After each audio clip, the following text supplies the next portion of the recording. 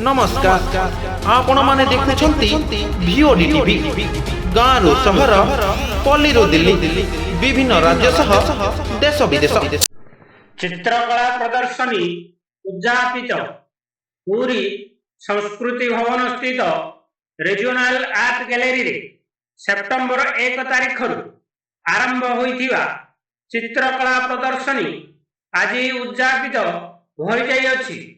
Ayush art foundation रो आयोजक तथा शिल्पी आयुष महापात्र वो विरासत अनुष्ठान सहयोग 1 तारिख आयोजित यह प्रदर्शनी को झारखंड पूर्वतन मुख्य विचारपति डॉक्टर जस्टिस विद्युत रंजन षडंगी उद्घाटन करथिले।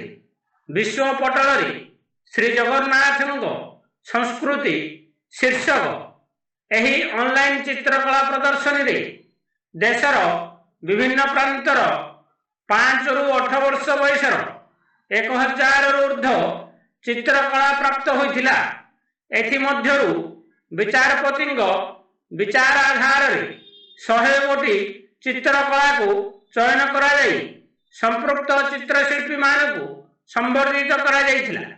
उद्यापनी कार्यक्रम रे सूचना और लोक संपर्क उपनिर्देशक संतोष कुमार सेठी जोग दे चित्रशिल्पी मानकु संबर्धित करथिले।